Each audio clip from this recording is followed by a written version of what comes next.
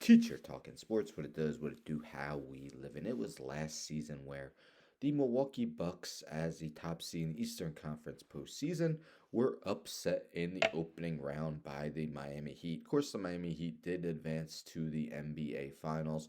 Giannis Antetokounmpo was injured for part of that series, may not have been 100%, but still, um, expectations were not met, and the Bucks decided to let go of head coach Mike Budenholzer just 2 years after he led them to an NBA championship in the 2020-21 season. Well, could be a short layoff for Budenholzer. 1 year he hasn't been a head coach. Could be back in the ranks this upcoming season. So it's via the New York Post. Nets' three coaching search finalists include Coach Bud, Mike Budenholzer, former Bucks coach Mike Budenholzer, current Kings associate head coach Jordy Fernandez, and current Suns associate head coach Kevin Young have emerged among the finalists to be Jacques Vaughn's full-time successor in Brooklyn, according to The Athletic, and I believe it was Charania who came with that report. I don't think the other two have any head coaching experience, but Budenholzer, 484 and 317 record. Also was a head coach with the Hawks prior to the Bucks, assistant coach with the Spurs. Jacques Vaughn, of course, fired by the Nets in February. Kevin Ollie took over as interim coach. Former national champion head coach with the Yukon Huskies. Nets are not making the playoffs. Been a disappointing season for them. It's going to be an interesting offseason. They have Nicholas Claxton as a unrestricted free agent. Will they decide to bring him back into the fold? But we take a look at Coach Bud's career record. You see 484 and 317, 56 and 48 in the playoffs.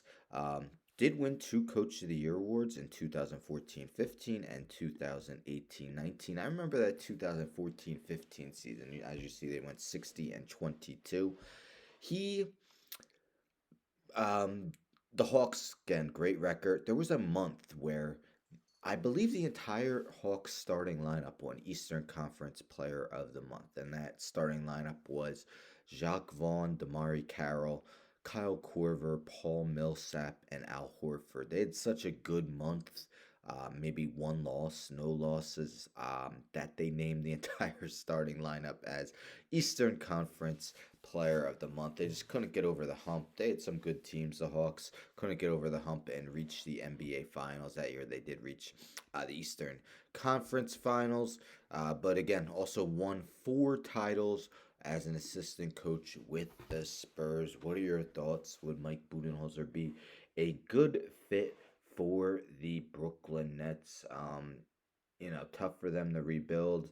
They do not have a first round pick in this year's draft, although, as we've heard often, that this is a very weak draft class. Of course, once again, they'll be seeing if Ben Simmons can remain healthy and provide anything to him. I mean, he has his moments in the little bit he does play, but just has not been reliable since the team traded James Harden and got him back in the deal. You figure if they got a couple building block pieces, a Mikal Bridges, a Cam Thomas, maybe Nick Claxton if they decide to re-sign him. But Noah Clowney has been playing good as well to end the season. I think he's only 19 years old. Really didn't get much playing time to start the year, but is starting to produce. Anyhow, don't forget to subscribe. Tell a friend to tell a friend to tell a friend to subscribe. Like the video, share the video, hit the bell for notifications. I'm out.